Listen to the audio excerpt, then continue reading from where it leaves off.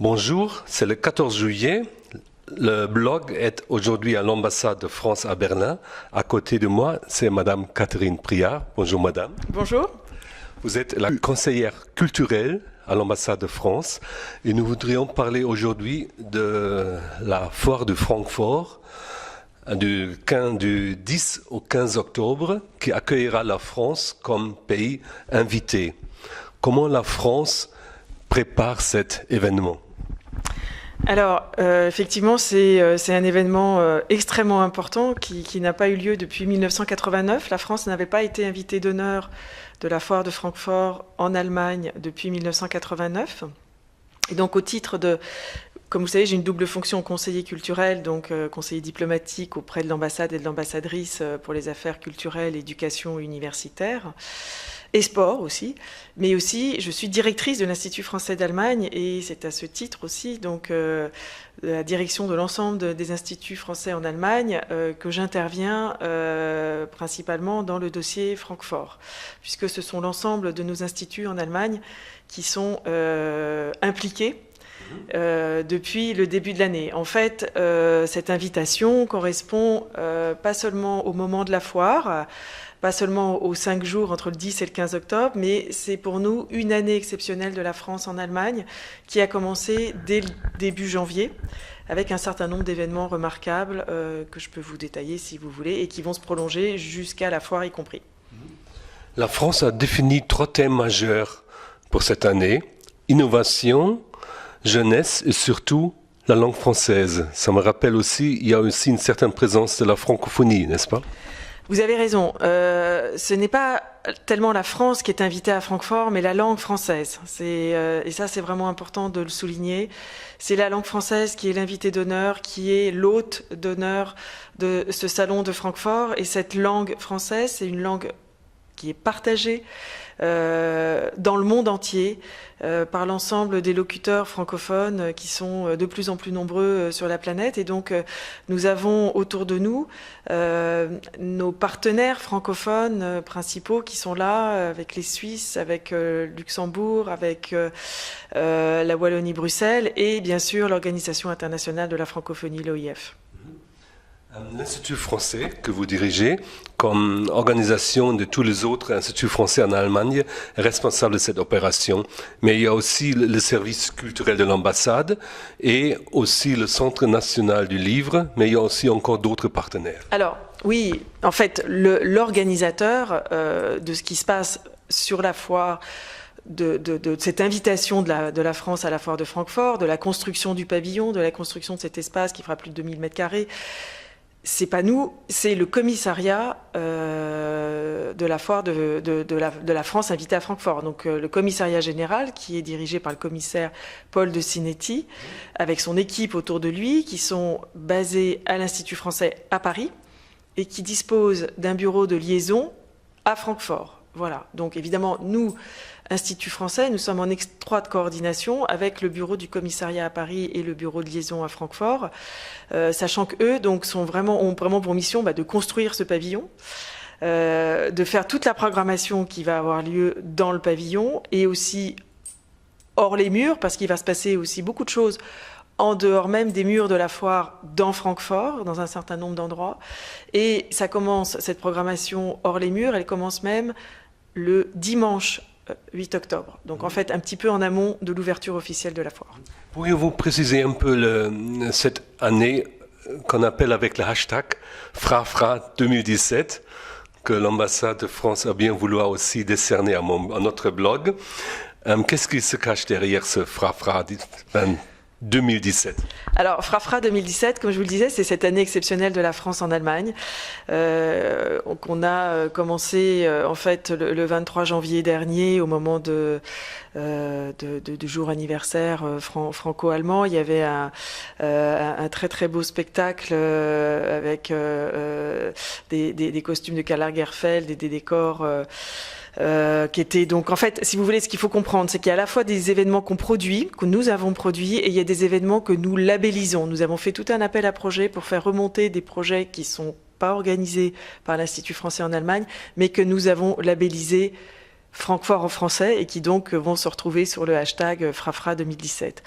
Un grand événement vraiment qui a été important pour nous, ça a été la foire de Leipzig, qui est une foire du livre extrêmement importante, qui a lieu au mois de mars. Et nous avons, en coopération, parce que la ville de Leipzig est jumelée avec la ville de Lyon, initié une coopération qui va se poursuivre avec le festival dédié aux livres policiers, Crimi, de Lyon, Quai du Polar, et on a organisé tout un focus sur Quai du Polar et à Leipzig, avec notamment une enquête dans la ville, mobilisant des élèves qui ont fait aussi des classes numériques entre Leipzig et Lyon. Bref, toute une opération dédiée à la littérature policière, à Krimi, comme on dit en allemand, qui a eu un énorme succès et qui surtout est le début d'une vraie coopération qui existe déjà entre les deux villes sur d'autres domaines, mais là qui va se prolonger dans le domaine du livre en particulier entre Lyon et Leipzig. Et c'est ce que nous cherchons à faire, nous, c'est avec Francfort, Frafra 2017, c'est initier des événements qui ne sont pas seulement en 2017, mais qui vont être structurants d'une nouvelle coopération entre les deux pays dans le domaine culturel et du livre en particulier, mais pas seulement dans le livre. Vous avez invité un nombre impressionnant d'écrivains à Francfort. Qui est-ce qui les a choisis? Alors, en tout, sur toute l'année, c'est à peu près 200 écrivains français qui seront venus en Allemagne. À Francfort, pendant la foire, c'est donc aujourd'hui on était à 108, maintenant il y en a quelques-uns en plus, on est autour de 120 écrivains, donc c'est considérable.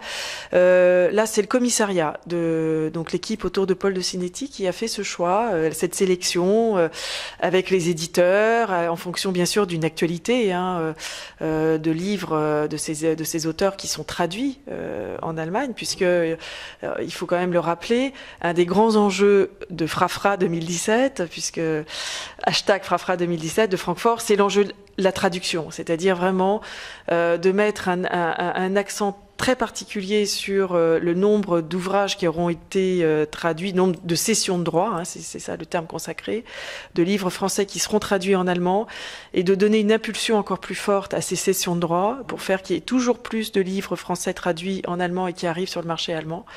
Donc quantitativement, cette année, il y en aura beaucoup plus parce qu'on a eu plus d'argent pour le faire. Mais l'enjeu, c'est que ça crée une tendance qui soit à la hausse pour le livre français, francophone, sur le marché allemand. Francfort et la présence française à Francfort est beaucoup plus qu'une fête de livres.